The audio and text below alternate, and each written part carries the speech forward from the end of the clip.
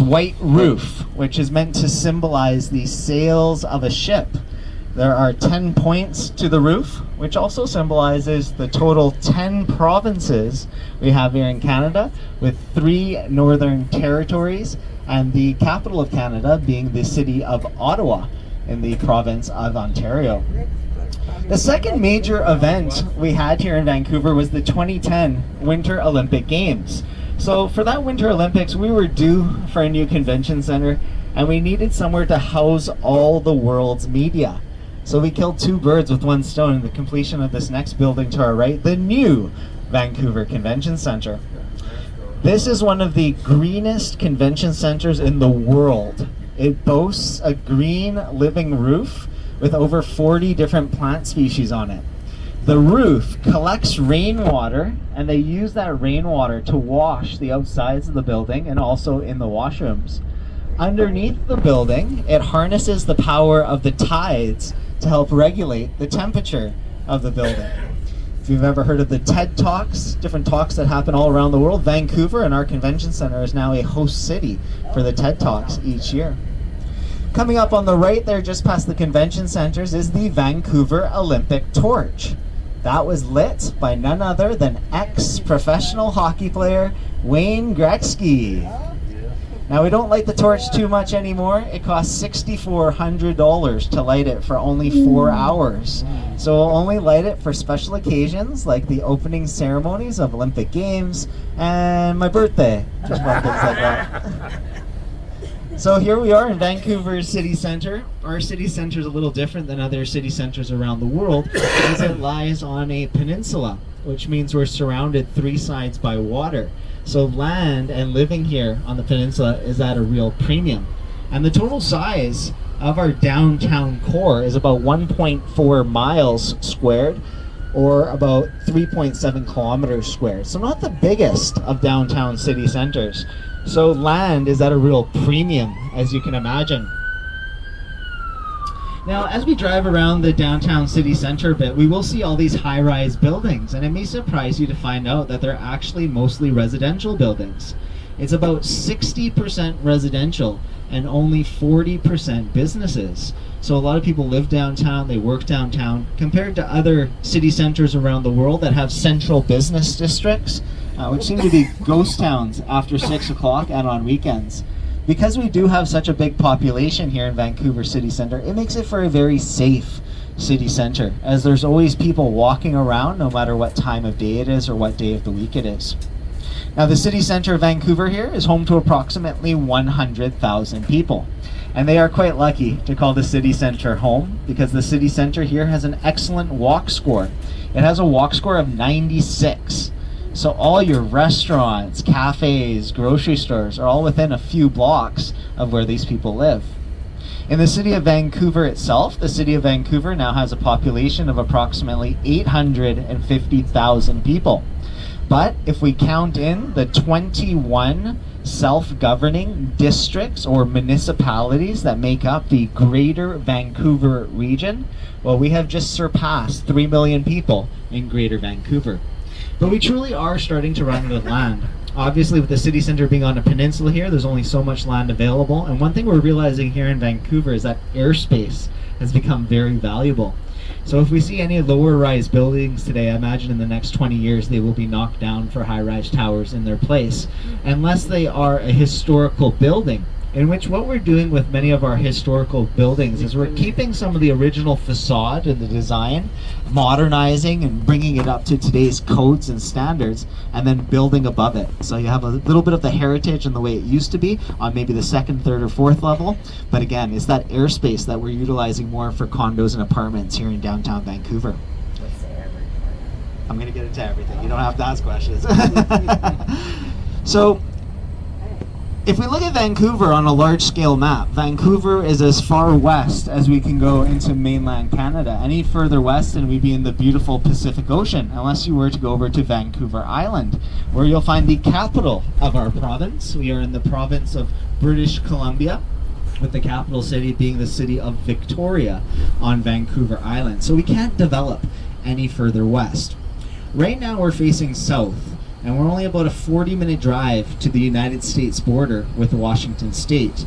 And over 75% of Canada's now population of over 42 million people lives within 300 miles or 500 kilometers of the US border. So we're as far south as we can go. Obviously for the better climate, but also the better terrain, because even though Canada is the second largest landmass country on Earth, a lot of it is still very wild and rough terrain, so we can't develop any further south. Now, one thing we're all taught as kids here in the city of Vancouver is that if you're ever lost in the city of Vancouver, you already saw our beautiful coastal mountains. They will always point us north. And you will see houses sprawling up our local mountains too, but it too not really meant for mass development. So the only way we can really spread out and develop here in Vancouver is to the east, and that's what we've been doing. Now, how we've been developing east is we're developing around major transit hubs. We want to be a future transient-oriented city. So wherever there are train stations, wherever there are major bus stations, we are putting high-rise condos all around those areas. That way people no longer have to drive into the city center of Vancouver if they have public transportation right on their doorsteps.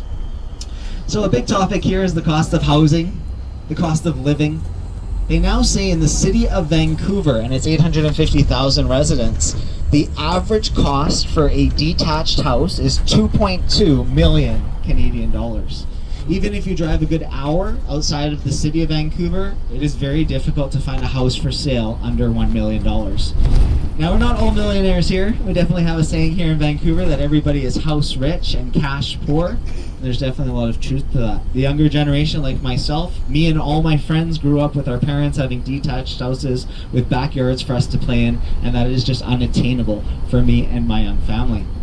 They now say that the average rent for a one-bedroom condo in the city of Vancouver is 2,600 Canadian dollars per month, and the average rent for a two-bedroom condo is now 3,600 Canadian dollars per month, and you can add an extra 10 to 20% for here in the city center of Vancouver. So you must think, with the high cost of housing, we must all make really good money to live here in Vancouver, and unfortunately couldn't be further from the truth. We just got a minimum wage increase. Our new minimum wage is $17.80 per hour.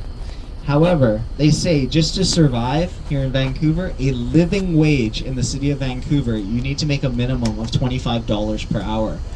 So many people who live here, including myself, we have multiple jobs just to continue to live in the city that I grew up in. Vancouver has now been ranked as the most unaffordable city in all of North America, and in the top 5 of most unaffordable in the world. Most people here in Vancouver, an average salary is between $55,000 and $60,000 per year. But after the cost of housing alone, here in Vancouver, more than half of our paycheck goes to housing alone. And then you may have heard here in Canada, we do have quite high taxes that covers things like our healthcare and our roads and everything else that's included in that. And not only that, I know everywhere around the world the price of groceries have gone through the roof. So the first time in recent years, people are actually starting to struggle, and I've seen a mass exodus of friends and family who have left the city of Vancouver because of its unaffordability. But we're going to change gears a bit. We're going to be coming into my favorite part of the city. This is the crown jewel of Vancouver. This is our beloved Stanley Park. Now, Stanley Park was opened in the year 1888 by the Governor General at the time, Mr. Lord Stanley. So even to this day in Canada, we still have a Governor General who's the representative to the Crown, the King of England and the British Commonwealth. Even though we are a sovereign nation, we get to make all our own rules. The Governor General or King still signs off on those rules. So Lord Stanley declared this park open to all colors, customs, and creeds for all time. So even at the turn of the century, Vancouver was establishing itself as a very diverse, multicultural, and accepting society. This is one of the largest civic parks in all of North America. At 1,001 acres in size, it's about 20% bigger than Central Park in New York City. Now, there are a number of things to do here in Stanley Park. We have 3 beaches, 3 fine dining restaurants, a brewery, a world-renowned aquarium. We have a rose garden, miniature train rides, cricket pitches, an 18-hole pitch and putt golf course, a number of biking trails, hiking trails, rowing clubs, canoeing clubs, yachting clubs. If you love the outdoors, Stanley Park is the place for you. We're truly lucky to have such a magnificent park right near the big city of Vancouver. But the highlight of Stanley Park, in my opinion, you can see people out enjoying it today, is our beautiful waterfront seawall. You'll notice our seawall has 2 lanes to it. One of the lanes is for all your walking, jogging, and running. And the other lane is for all your wheeled activities, like rollerblading and biking. It takes someone like myself at a leisurely pace about 2 hours to walk the seawall here in Stanley Park, and if I were to bike it, it would take me about 1 hour. In the park itself, the seawall stretches 5.5 miles or 10 kilometers, but it also goes around the entire inner city of Vancouver, a total of 22 miles or 43 kilometers in length. It is one of the longest unobstructed waterfront seawalls in the world. You'll notice that the water is quite calm here in Vancouver, and that's because we are protected by Vancouver Island to the west of us that gets the brunt of the waves, which makes it ideal here in Vancouver for all your water sport activities. If you're lucky enough to own a boat, or you can go canoeing, kayaking, or even stand-up paddleboarding out on the ocean water because of its calmness. We're now coming up to one of 2 stops today here in Stanley Park. Our first stop is going to be at our historic totem poles. Our totem poles are carved by our First Nations people. That's what we call our Aboriginal Indigenous people of Canada, First Nations. And they carve the poles using the Western red cedar tree.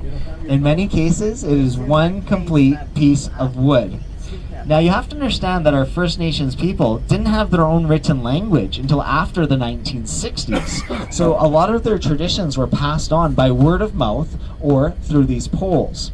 Now in recent years, our local First Nations have told us that they don't like the definition of totem, because the definition of totem means to give worship to something. And that's not what the poles are meant to represent. They're meant to represent their stories, their ancestors, their families, depicted in different animals and mythological beings. So our local First Nations will refer to them now as story poles. Now they say somebody who studies story poles for a living, it takes them hours, if not days, to decipher what the artist is representing in the carvings. But luckily for us, there's little plaques underneath each pole, and I do recommend reading up some of the stories of our Indigenous people and their poles. I also recommend you'll be able to cross the street. Just be careful for the cars, and also the bikes can be quite aggressive as well. Make sure you're not on a bike path.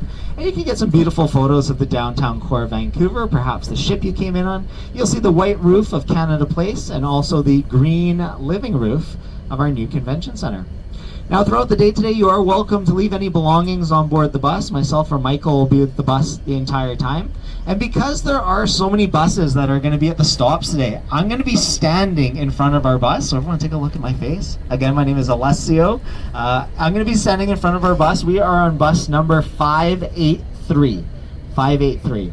It is also important that we're all on the same time today here in Vancouver. The time I have is 9:08, so we're going to say 9:10. And this is going to be a 25-minute stop. So if everyone could come back to the bus for about 9:30, 9:35 today, okay? Now straight ahead is where you'll find the totem poles to the left of the totem. Ladies and gentlemen, I hope you enjoyed our first stop here at our historic totem poles, or story poles, as we know them now as here in Vancouver. In the distance, you'll see some orange cranes. That's all part of the Port of Vancouver. The port is the biggest industry we have here in Vancouver, importing and exporting of goods. You're clear to go, Michael. Yeah. So this is just a small portion of our port. We have the 4th busiest port by volume in all of North America. Where those high-rises are in the distance, again, those are major transit hubs, and we're putting high-rises all around those areas. Coming into view, I want to draw your attention to this little building with the green roof. It houses the 9 o'clock gun. Even to this day at 9 o'clock you could hear it sound off. It was used to let ships know what time it was here in Vancouver so they can adjust their clocks and come into port in the morning. Now if you see that bench right there, I have to admit, I used to bring unsuspecting dates there around 8:45 to watch the sunset. 9 o'clock, boom! She'd hop in my arms. This is all Pacific Ocean water. On the other side of the waterway there, where we see some towers and some houses, all that's considered North Vancouver. Remember, the mountains will always point us north. We're truly lucky here in Vancouver. We have 3 local ski mountains, only 10 to 15 minutes away from the city center. So you don't have to drive the hour and a half to Whistler, British Columbia, which is the largest ski resort in all of North America. We have local skiing right here in Vancouver in the winter times. Now, I often get asked what the yellow pile is across the waterway, and if you've ever wondered where the powdered eggs and McDonald's Egg McMuffins come from, that's the Egg McMuffin factory. No, I'm just joking, guys. That is sulfur. Sulfur is a byproduct of natural gas, and we use it in things like matches and fireworks.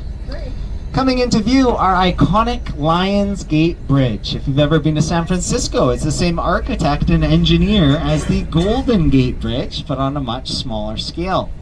That bridge was first opened in the year 1938, and it was funded by the Guinness family. Quite a stoutly bridge, in my opinion. Yeah, that's the same Guinness family as the Guinness beers and the Guinness World Book of Records. So they spent $6 million building that bridge. They put a 25-cent toll on the bridge until they recouped their $6 million. And then they sent it back to the city of Vancouver for $6 million. Little do people know is that the Guinness family are actually very wealthy landowners. So before the bridge was built, the Guinness family bought up most of the mountain on the other side. Naturally, with no bridge before, there was no reason for anybody to go to the other side, and after the bridge was built, the property value skyrocketed. Now, the most expensive postal code area in all of Canada, you'll find up on the mountain there in an area known as West Vancouver.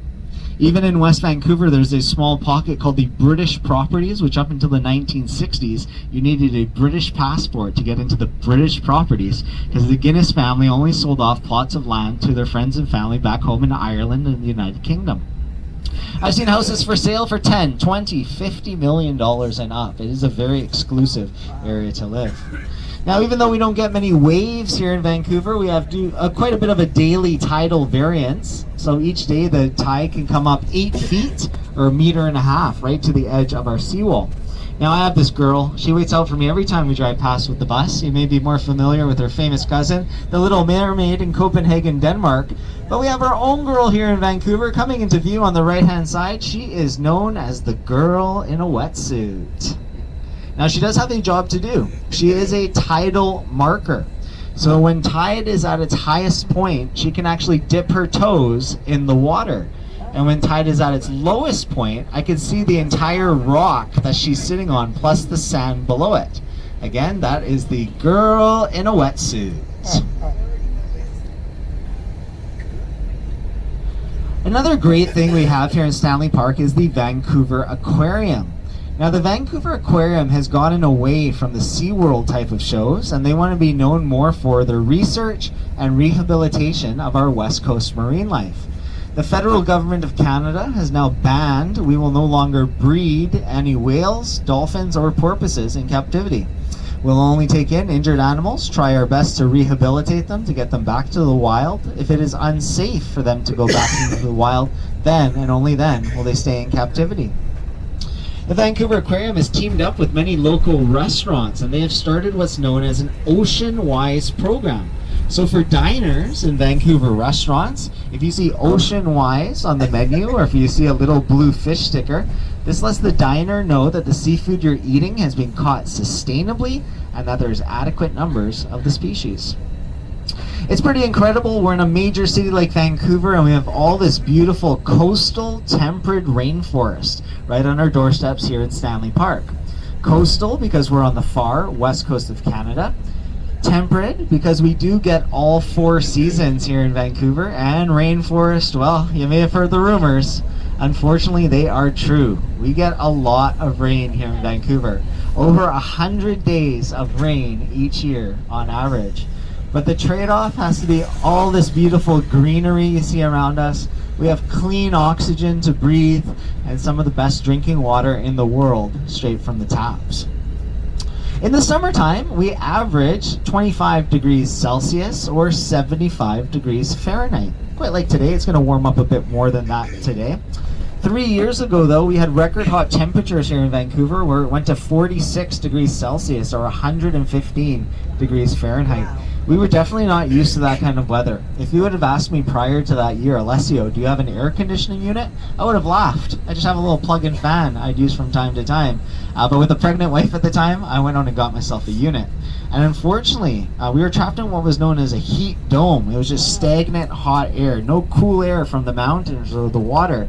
And a lot of our livestock, some of our pets, and even some of our seniors lost their lives because of the heat. In the winter time, we hardly see any snow in the city of Vancouver. The city of Vancouver itself is mostly at sea level. So we'll get a nice dusting on our local mountains, but throughout the entire winter, we'll only see about 1 foot or 30 centimeters worth of snowfall.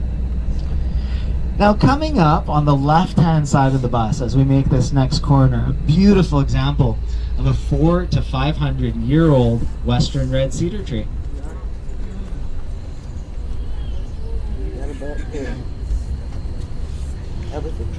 So when the first Europeans came here to Stanley Park, they actually clear cut most of the forest, and then they did nothing with the land.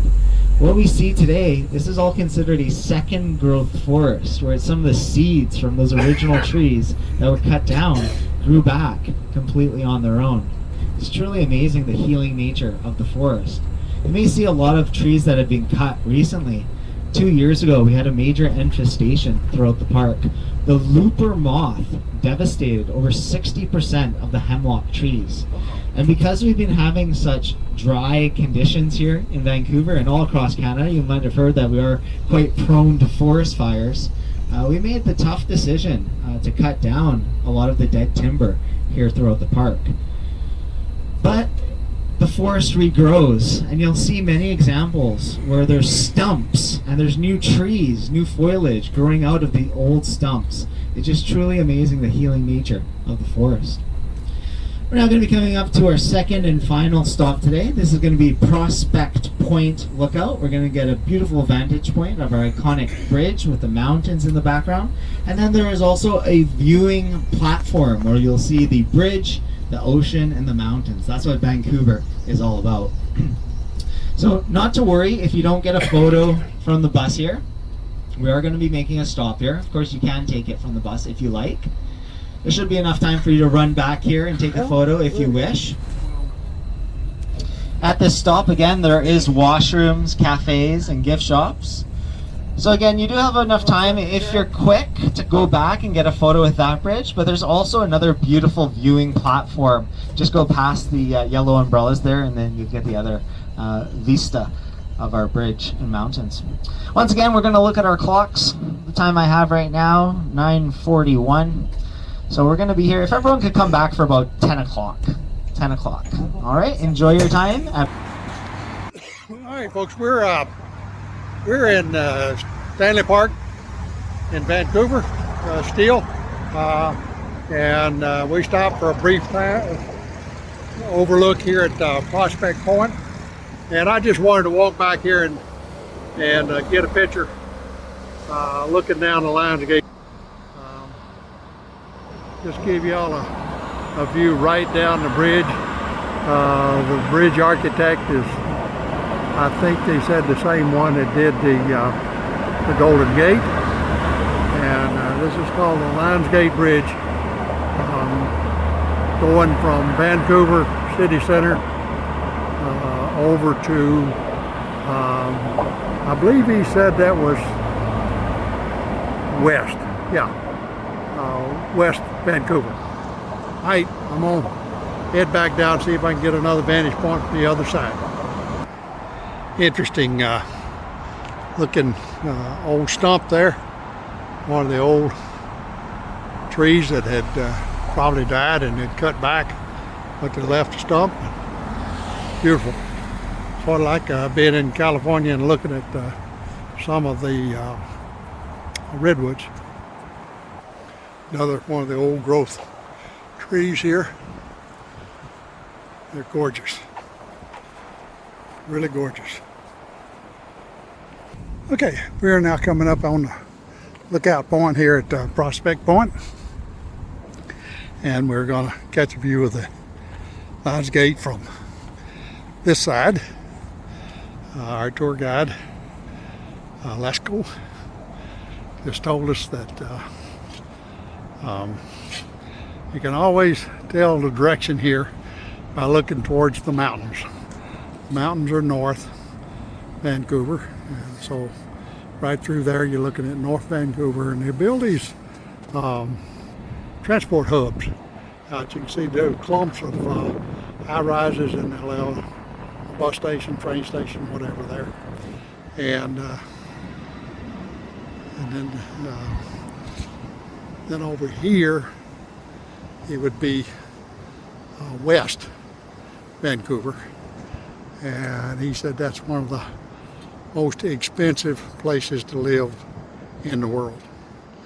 One of the top 5, I believe he said. You can hear it on video. You heard that.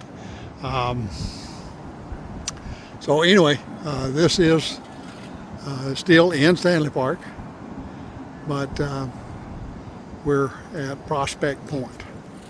All right, I'm going to pause you and get back to the bus now because I don't want to get left behind. Here at Prospect Point, where we got beautiful views of our iconic Lionsgate Bridge, the ocean and the mountains all in the same place. Now you may have noticed that is a 3-lane bridge. When it was first opened in 1938, it was only 2 lanes, 1 lane in each direction, as they couldn't foresee how we use cars nowadays. Remember, being here on the west coast of North America, we didn't see cars until a little later than the east coast of Canada and the United States. And when we first opened that bridge, a lot of people were going over it with horse and buggy.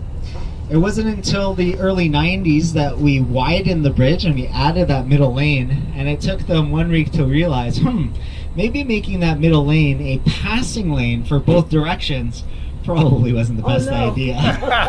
So we added some lights, and now we have a counterflow system, but unlike other counterflows around the world that are only during the rush hours, because that is only one of 2 bridges that connects Vancouver City proper to what we call the North Shore, North and West Vancouver, also the gateway to Whistler. They could change the flow on that bridge up to 20 times in one day. It gets that busy and backed up. We've definitely outgrown that bridge, and now some of the new mega cruise ships can't fit underneath that bridge. A lot of the bigger ones have to wait until it's low tide to come into the port of Vancouver. We're going to have another couple examples of how big some of these trees can get. First one we're going to see is going to be coming up on the left-hand side of the bus. It is known as the hollow tree. This tree was actually struck by lightning, and then they dug out the inside and braced it back up.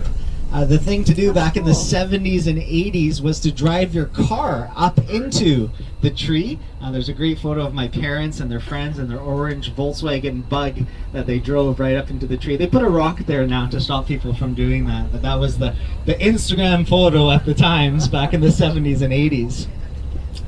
Not to be outdone though, we're going to have another beautiful example. This time it's going to be on the right-hand side of the bus, and I love how they paved around this tree rather than cutting it down. It would have been pretty impressive to see the entire park full of trees of that size at one point.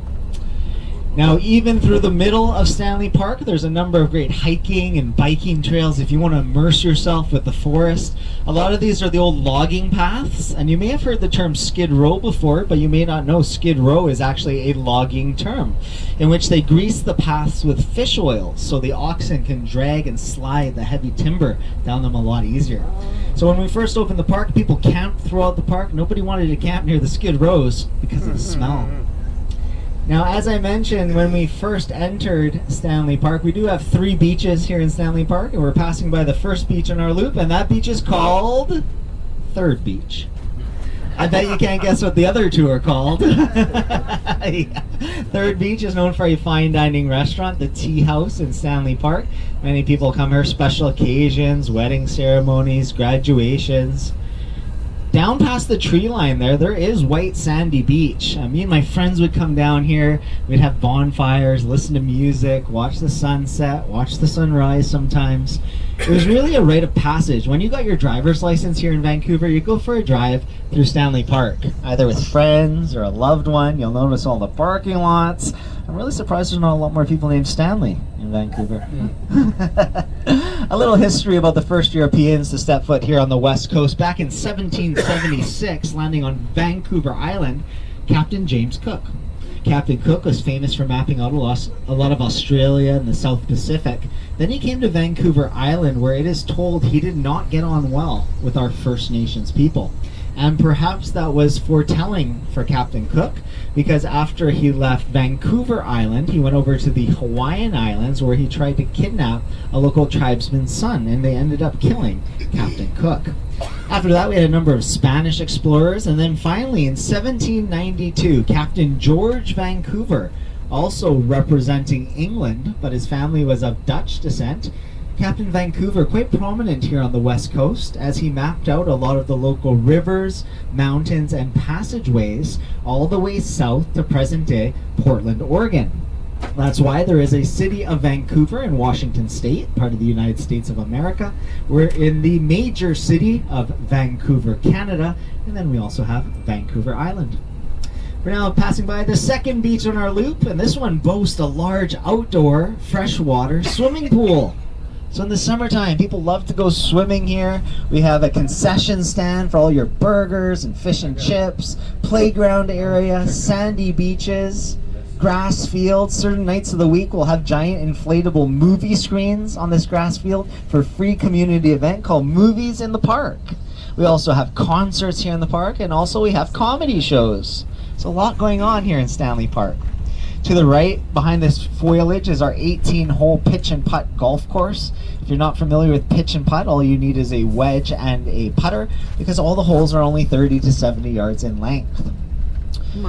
So right now, we're on the Aboriginal First Nations land of the Musqueam, Squamish, and Tsleil-Waututh Nations. That's where we're going through today. And they actually lived here in the park, and they relied heavily on the cedar tree, not only for story poles, but they would actually construct log-style cabins known as longhouses, which would house multi-generational families all under one roof. Now, the cedar tree is naturally water resistant, and it is also buoyant. So they would carve canoes out of the cedar tree as well, which would help them with their trading routes up and down the waterway. They would strip the bark from the outside of the cedar tree, and they would weave that into different baskets, hats, and utensils. So a real close relationship with the forest. They'd also use things like spruce tips and birch bark and make different teas and different ointments. One more thing they needed was vitamins. When Europeans came to the New World, they realized they needed citrus fruits for scurvy, but we don't have many citrus fruits here in the Pacific Northwest, and our indigenous people have lived here for thousands of years. We are known for our berries. We have a vast amount of berries here in Vancouver. Blueberries, blackberries, raspberries, cranberries, boysenberries, salmonberries, huckleberries, to name a few. And our First Nations would dry those berries for a vitamin source all year round. They'd also have a close relationship with the ocean, and they would fish for different salmon, halibut, cod. We're known for our shellfish, mussels, clams, and oysters. And they would smoke that fish so they can preserve it and use it all year round. We're definitely known for our smoked salmon here in Vancouver. This little body of water, this is known as Lost Lagoon. And when my mom was a teenager, her and her friends would go skating on Lost Lagoon in the wintertime. But the entire 40 years I've been alive, it's not been cold enough or safe enough for anybody to go skating on this small body of water. More commonly used by the locals in the area who don't want to walk the entirety of Stanley Park. A number of birds also nest all around the park. We have ducks, Canada geese, crows, pigeons, eagles, owls, and blue heron, the prehistoric looking bird, nest all around Lost Lagoon. The next area we're going to be driving through, all this area to the right, this is known as the west end of Vancouver. This was the first residential area in Vancouver, and the first high-rises to go up in Vancouver were here in this part of town.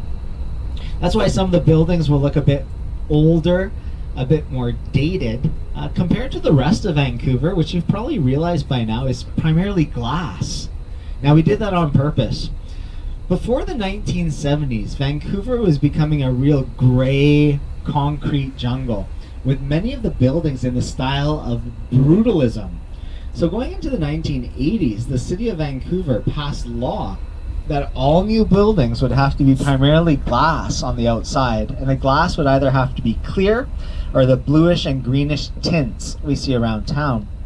Now, the reason for that is the light reflects off the glass down to the streets, brightening up the streets for people to walk by.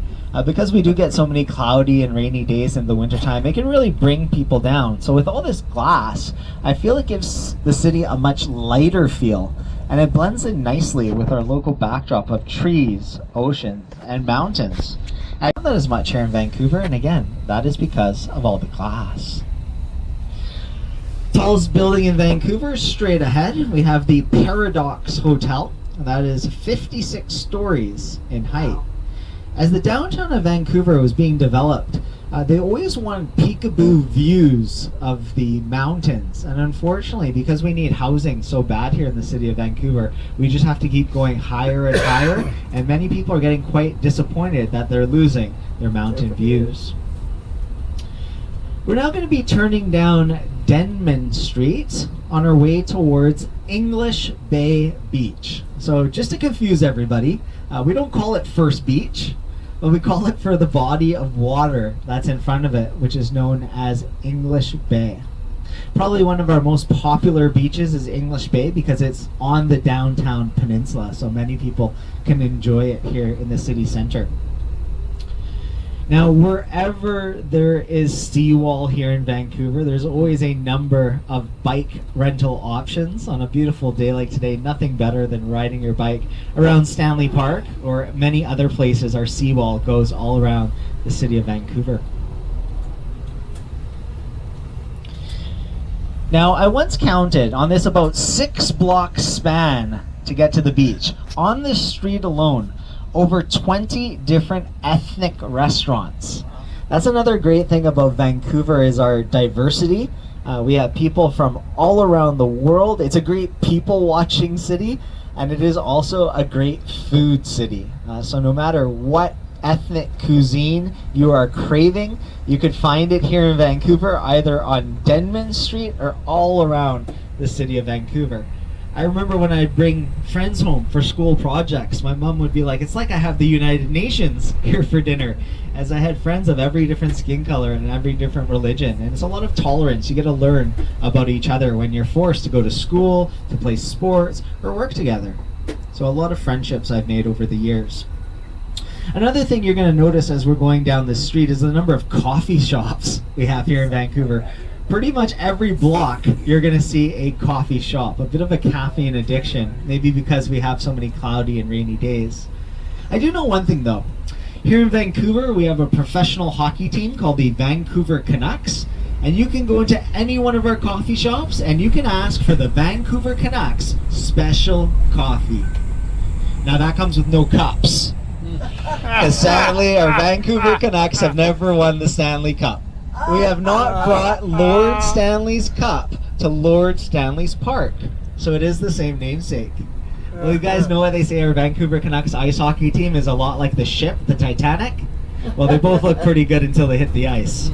After that, all bets are off. Oh, our poor Canucks. Our poor Canucks. Another Canadian coffee franchise that you've probably heard of is the Tim Hortons franchises. We have an example coming up on the right. It's the best coffee ever. Tim Horton was a professional hockey player. He played for the Toronto Maple Leafs. Especially in Eastern Canada, there's the nostalgia of parents going to watch their kids play hockey at the local pond or the local rink, and then everyone gather at the local coffee and donut shop. And that's the idea of a Tim Hortons: coffees, donuts, soups, and sandwiches. As Canadians, we eat the most donuts per capita than any other country in the world. And if you go to a Tim Hortons, you might hear Canadians order coffee this way. You may hear somebody say, I want a double-double. And there's a Tim Hortons at the airport too, if you want to blend in. And all a double-double is a regular drip coffee with 2 cream and 2 sugar. Cafe regular. But for whatever reason, you'll hear it at Tim Hortons double-double. Now, at the end of July at English Bay, we just had our annual fireworks competition. Hundreds of thousands of people will crowd the beach. There's a barge out in the water that shoots fireworks along to music. Another great free community event here in Vancouver. If you've ever heard of the polar bear swim on January 1st, people run into the icy cold water. That started right here in Vancouver at English Bay. Also, the movement of Greenpeace started here in Vancouver at English Bay, originally protesting the testing of nuclear devices off the coast of Alaska. So when the ships came up the coast here, they were grounded here in Vancouver, and Greenpeace went out there with their canoes to stop the testing. Coming into view on the right hand side, we'll have what's known as the Laughing Man statues. So the artist took photos of himself laughing hysterically and then molded it in his own image. Try not to laugh at the Laughing Man statues. English Bay here is just a great place to hang out, watch a sunset, see the boats in the water. There is sandy beach. What's unique to Vancouver's beaches is that we have logs down on our beach, reminiscing about our forestry past. And if you don't want to sit in the sand, you can sit on a log and enjoy the sunset here. A lot of great memories at English Bay. The only place in Canada where you'll find palm trees. This specific type of palm tree can grow in our all-season environment. Now, if we look across the waterway there, all that land is still considered Vancouver. At the very tip of that peninsula is where you'll find the University of British Columbia, our biggest university in the area, the top 50 best universities in the world. If we're still looking towards the water, you'll see a stone sculpture coming into view that is known as the Inukshuk. The Inukshuk was the symbol for the 2010 Winter Olympic Games held here in Vancouver, with its arms outstretched welcoming the world to our city. Our First Nations would use that as a marker so that they would know man had been there before, and it could point towards home or point towards good hunting grounds. Across the waterway, the building with the white roof that kind of looks like a UFO is our planetarium and space center. To the left, you'll see the red Canada flag blowing in the wind with a number of white pop-up tents. That's where we host our annual Bard on the Beach, different Shakespearean plays and concerts al fresco underneath the big tarps. Now, just to the right of the bus, this is a prime example of bike lanes here in Vancouver. This used to be a lane where cars used to be able to drive down. Now it is solely just for bikes, which is fantastic if you're a biker. And if you don't have your own bike, we also have these red bike sharing stations scattered all around the city center of Vancouver. Now, I love biking, but to be honest with you, when you live in a city that rains 100 days a year, I don't see too many people out on their bikes on those rainy days. And it's definitely added to the traffic congestion around town as we got rid of many lanes and changed them into bike lanes. So Vancouver is trying to become the greenest city in the entire world by the year 2035. And let me tell you, it isn't easy being green. It's very expensive to be green. We have the highest fuel prices in North America. They've come down from record highs of $2.40 a liter, which is well over $7 a gallon. We are like the California model. A lot of that does go to taxes, and the taxes help fund green initiatives like our bike lanes. We've noticed here in Vancouver, a lot of young people aren't bothering to get their monopoly on our insurance. We only have one insurance provider. But we are encouraging the youth to get away from gasoline and diesel powered vehicles. So if you go to college or university here in Vancouver, part of your tuition is actually a transit pass. So we're encouraging the youth to ride their bikes and take public transportation. For many businesses as well, including the one my wife works for, part of her benefits package is now a transit pass as well. Because it is so expensive to drive from the suburbs and pay for parking, people who were working downtown Vancouver, a lot of the businesses were losing a lot of their employees because nobody wanted to commute to downtown Vancouver. So they've added that transit pass as part of their benefit. We're now going over the Burrard Street Bridge. This is one of 4 bridges that connects the city center of Vancouver to Vancouver City proper. Very posh neighborhood on this side of the bridge known as Kitsilano. Famous actor born and raised in Kitsilano. Ladies, Ryan Reynolds. At the Kitsilano Secondary School. He filmed his Deadpool movies here in Vancouver. Just to the left there, that is known as Granville Island. Large market space with foods from around the world and a number of artist groups as well. At one point it was very industrial, very polluted. Until the 1970s, the city of Vancouver pushed out all big industrial industry and made this area a space for the arts. In local news, there's going to be 8 to 10 high-rise towers on this side of the bridge, 16,000 new residents, and only 6,000 parking spots for those 16,000 residents. I've seen parking spots for sale here in downtown Vancouver for over $50,000. The red brick building coming up on the right-hand side, that is the Lululemon headquarters. Lululemon, a very posh and expensive yoga and athletic brand that started here in Vancouver. And I know two things that don't lie here in Vancouver. I know little kids don't lie, and I know those Lululemon stretchy yoga pants, they don't lie. It's quite funny, my brother came over after Christmas, and he's a big gym guy. And I'm looking at them, I'm like, those are some pretty form-fitting pants you got on there. Yeah, they're Lulus. They're so comfy, though. So yes, they have yoga pants for men. If any of the gentlemen on board want to get in touch with their West Coast lifestyle, do a little yoga, eat a little avocado toast. Couldn't catch me in those, though. In this next area, you'll see a number of luxury car dealerships. We are top 5 in North America for luxury car sales. Aston Martins, Ferraris. People also notice the number of Teslas we have here in Vancouver. We are number 2 in Tesla sales in all of North America. But you know, I hear Teslas don't come with a new car smell. I hear they come with more of a Elon Musk. And does anyone know why Teslas are still so expensive? Well, I guess it's because they have to charge a lot, right? So by 2035, Vancouver's original plan is to start to weed out the sales of gasoline and diesel-powered vehicles. They want to go more and more electric. And the government has led the way on this. Any government-run building has charging stations. Any public parks and shopping malls have charging stations as well. Any new building that goes up has to have charging station.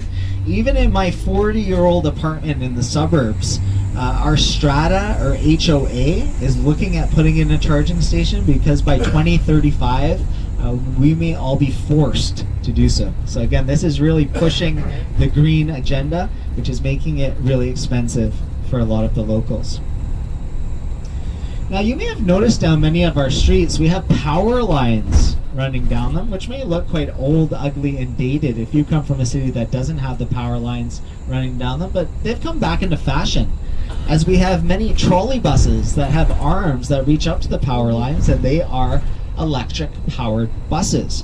Again, we want to be a future transit oriented city, so we do have a very efficient transit system.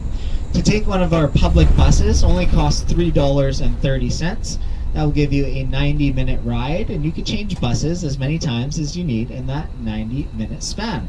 If you're wondering what I do for my other job, if you see this little yellow and white bus, I too am part of our transit system here in Vancouver. I am a paratransit driver, so I drive people with disabilities. They pay the same amount as anyone else would pay, $3.30. They just have to book it ahead of time, and I can bring them wherever they need to go, whether it be dialysis, cancer appointments, or other outings. We want to be a very open city to all, even people with disabilities. We wanted to make it very open and accessible for everybody here in Vancouver. And the third way to get around here in Vancouver is using our public train service. Our first public train was introduced in the year 1986 for the World's Expo Fair, as the theme for that fair was transportation and technology. So we unveiled our brand new, fully electric, fully automated, which means there's no conductor driving the train, monorail style, because all the early tracks were above ground on cement pillars. And that's why you'll hear the locals refer to our train system as the Skytrain here in Vancouver. Our Skytrain works a little bit differently than our buses. They work on a zone system. So one zone would be $3.30, and it could go up to 3 zones to get to the suburbs for about $8. So not too bad to travel an hour away on the train. Now if we go back to 1986, let's go back 10 years before that. 1976, the first Apple computer came out. And just 10 years after that, we had trains driving themselves here in Vancouver. So after the Expo Fair, they were realizing that ridership was down quite a bit. People were fearful to get on the trains with no conductor. How's the train going to stop? What if it goes off the tracks? It's like nowadays if you order an Uber, and I know they're starting to do this, but the door opens and there's nobody driving. I think you two would be a little bit hesitant to get on that moving vehicle. And ridership was down so much that they had to get a number of the office workers, put them in mechanic jumpsuits to just stand at the front of the train and pretend they were doing something. Another high-end area here to the right, this is known as the Shaughnessy Height Estates. A lot of big lots, big trees, big hedges. So compared to other big developed cities around the world, the people who live here, it's only a 2-minute drive to downtown Vancouver, only a 20 to 30-minute walk to the big part of the city. So still a lot of room for development here in Vancouver. And there's been a lot of debate in local news if the city should start buying up these big properties and put in multi-unit dwellings, because we do need housing so bad here in Vancouver. This is one of 3 expensive areas. The other one, West Vancouver, and then by the University of British Columbia is where you'll find the most expensive house in Vancouver. The founder of Lululemon, Chip Wilson, his 3-property beachfront condo was assessed at over 90 million Canadian dollars. A few unique things to Vancouver roads. You'll notice the flashing green lights. We're the only place in North America to have the flashing greens. What that means, it is not on a traditional timer. It is known as a pedestrian control crossing. So most likely the light will not change unless a pedestrian or a biker presses the button for it to change. Another unique thing about Vancouver roads, very narrow. Very difficult driving larger vehicles. As someone who has a bus license as well, I know how difficult and narrow some of these streets can get. And they're never perfectly flat, which makes it even more challenging for a driver. Because we do get so much rain here in Vancouver, it'd be quite dangerous if puddles were to form. So there's always a slight grade that leads the water to our sewage systems. As you can see here in Vancouver, we try to be a very green city. We try to be a very clean city. Everyone really does their part. You'll see a lot of pride in ownership with many of our properties. And even though we do get a lot of rain here in Vancouver, we are conservative with our water each summer. We have a saying here in Vancouver that we just let the grass go yellow in the summer and then it'll grow back green in the fall time. And you're only allowed to water your lawn or your personal garden 1 to 2 days a week. And each address has their own specific day to water your lawns. We also have every single type of recycling option available. Even in my condo, we have composting that started a few years back as well to go with our plastics and our cardboards and our regular garbage. And you can be fined quite heavily if you don't put the right items in the right bins. Now, if you're a big sports fan like myself, Vancouver does have a number of professional sports teams. We're definitely a hockey town, with the Vancouver Canucks being our most well-known team. Most people think hockey is Canada's national sport, but I'd have to correct them. That honor actually goes to lacrosse, first played by our Indigenous people. We have our own lacrosse team here in Vancouver as well. Then we have our own football team, your gridiron, pigskin football. They're called the BC Lions. They play in the Canadian Football League. A few rule variations compared to the NFL in the United States. Here in Canada, we only have 3 downs or possessions to move the ball 10 yards or more. We play on a larger field with a larger end zone, and the receivers can start in motion, which makes them harder to be picked up. Now, I once tried to watch one of your NFL football games in the United States, and I saw the coin toss, and the referee goes, okay, this team wins the coin toss. And then all I hear the other coach screaming is, get the quarterback, get the quarterback. Are they really fighting over 25 cents? Is that what it's all about down there, or what? I'm just having fun with you. And then I grew up playing soccer. Soccer is still the #1 played sport by youth here in Canada, as hockey is very expensive to get into. So we have our very own soccer team known as the Vancouver Whitecaps. They're actually doing quite well this year, in 2nd place in their division. But I'm going to talk a story a few years back. A few years back, our professional soccer team, the Vancouver Whitecaps, signed a 15-year-old phenom named Alphonso Davies. Now, Alphonso was born in a refugee camp in Ghana as his family was escaping war in Liberia. And Canada accepted Alphonso and his family with open arms, and at 15 years old, he became a professional soccer player here in Vancouver. Just 3 years later, we sold him to a small team in Germany called Bayern Munich, one of the biggest soccer teams in the world. And Alfonso, for the World Cup, he can represent Ghana because he was born there. He can get his German citizenship, but he's decided to represent Canada because we accepted him and his family. And the next World Cup of soccer, that's going to be shared by Canada, the United States, and Mexico. Here in Vancouver, we're going to be a host city. So we're getting 7 games. And Alfonso Davies, this born in refugee camp in Ghana, is now Team Canada's captain. So we're wishing him well at the next World Cup. Now, if you're a foodie like myself, I spoke a little bit on how great the food scene here is in Vancouver. I was a big fan of the late Anthony Bourdain, a travel food writer and TV personality. And when he came here to Vancouver, he went to one restaurant in particular that I'm going to touch on called Tojo's. The chef owner, by the same name, Tojo, is one of only a handful of Japanese chefs with this accreditation that he can represent Japanese cuisine around the world. It was Chef Tojo here in Vancouver who created what's known as the inside-out roll. Rice on the outside, seaweed in the middle. And if you've ever had a California roll before, that started here in Vancouver at Tojo. So for the delicate North American palate, he came up with a roll with crab meat, avocado, and cucumber. So California roll from Vancouver. Some more fun food trivia. Canada's national food dish is poutine. From the French-speaking region of Canada, from Quebec. What poutine is French fries with cheese curds covered in brown gravy. It's a heart attack in a bowl, but it's absolutely delicious. I can never finish a full one myself. Canada's national alcoholic drink is known as the Caesar.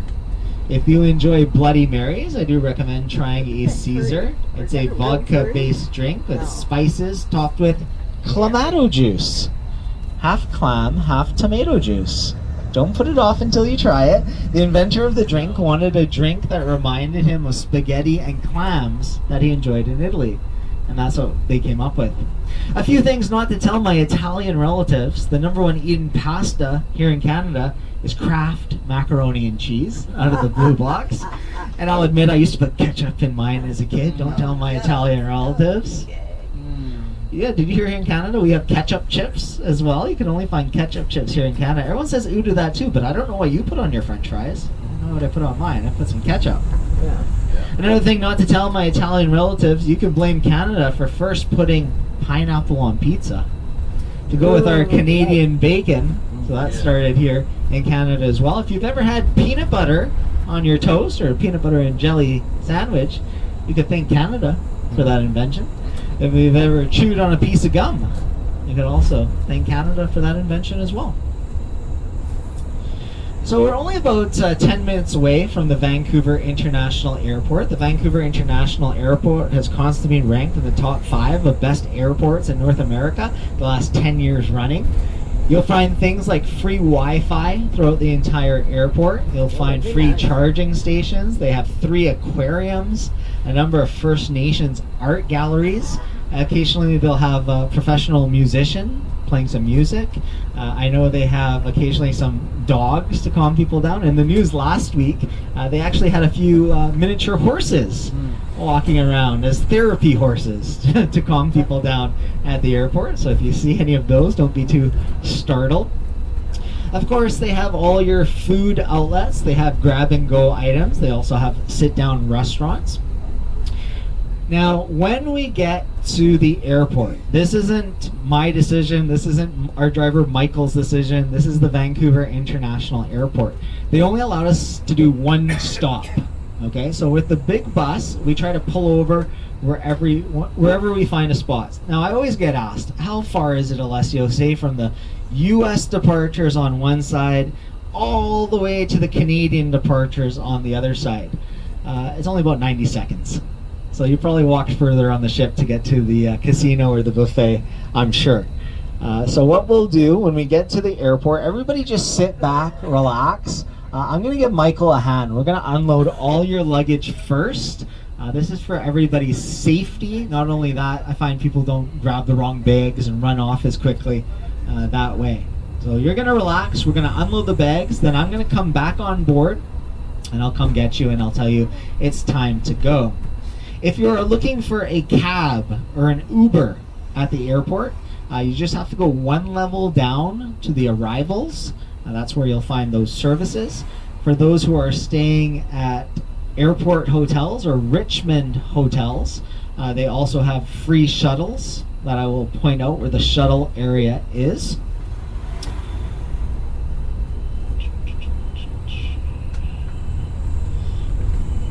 For those of you who are flying out tomorrow, I know there's a few people that are flying out tomorrow, our newest train line called the Canada Line can actually get you back to downtown Vancouver in just 30 minutes. So since you have a full day ahead of you today, if you choose, you could hop on the Canada Line. You don't have to change trains whatsoever, and it brings you back to downtown Vancouver in just 30 minutes. So one of the conditions of Vancouver being awarded the 2010 Olympics was we needed to transport people to downtown Vancouver in greater volumes and not rely just on cabs. So they came up with that airport train. I like the yellow color here in front of us. People have probably noticed the Chinese writing on a number of the buildings here. So in Vancouver, the Chinese now make up the greatest ethnic population. Over 25% of the population of Vancouver is of Chinese descent. And when we go out to the airport in the city of Richmond, the city of Richmond has a 50% Chinese population. They say some of the best Chinese food in all of North America and outside of China you'll find around the airport in the city of Richmond.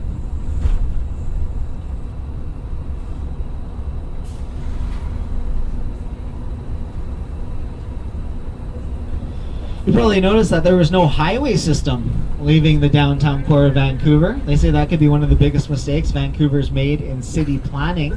They say if we were to have a highway downtown, though, we would have had to loop around Stanley Park. We would have had to cut down a number of trees, and we would have lost large portions of our seawall.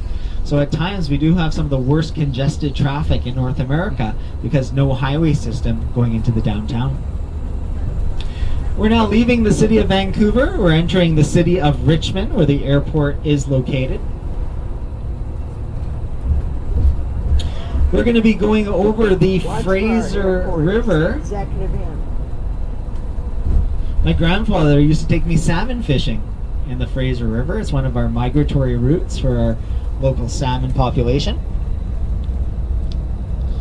This is where we park a number of our trolley buses for the night here. It's the depot. On the other side of the Fraser River here, there's a large designer fashion outlet mall.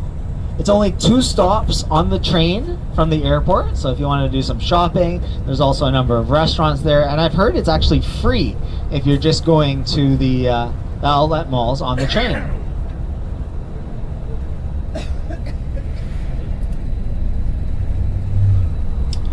For those of you staying near the airport, on the left, there's a Chinese night market. You'll see all those little tents, the red and yellow ones. That opens at 6 o'clock in the evening. If you want to see some really unique food, you can check out the Chinese night market. It's a little intimidating, even for myself, to visit there. You can see our SkyTrain. That's how it runs, above ground on cement pillars. All right, I want to take this opportunity to thank everybody for this quick little tour of Vancouver. We started the day at the cruise ship terminal. Got to see the Vancouver Olympic torch down by our convention center area. We made our way to Stanley Park, where we had our first stop at our historic totem poles, or story poles, as our local First Nations like to refer them as now. Then we had a second stop at Prospect Point Lookout, saw our beautiful iconic Lionsgate Bridge with the ocean and the mountains in the background. We got to go past the Laughing Man statues at English Bay Beach. Now making our way to the airport. So I hope everybody enjoyed this small little tour. Hopefully I've enticed you to come back and spend a couple more days with us here in Vancouver, as it's a great city if you enjoy the outdoors, the arts, the food. We have something for everybody here in Vancouver. Now myself and Michael, we do work separately. So if you enjoyed the ride today, you can show your appreciation. Michael will accept tips. And again, my name is Alessio, a Vancouver local, one of the few remaining that's actually been born here that does tours. There's not many of us left. So I hope you enjoyed the commentary today as well. Myself and Michael, again, separately. We do accept all currencies as well, just to make it easy for everyone. No. Yeah. No Canadian Tire money. And if you're Canadian, you know about Canadian Tire money. Yeah, you know our money comes in all different colors. Some people refer to it as Monopoly money now because it's colorful and not worth very much. Yeah, it's about 25 to 30% right now to the US dollar, but we have been at par twice in the last 40 years. So it does fluctuate quite a bit. What's that? Look at a pair. Yeah. How about the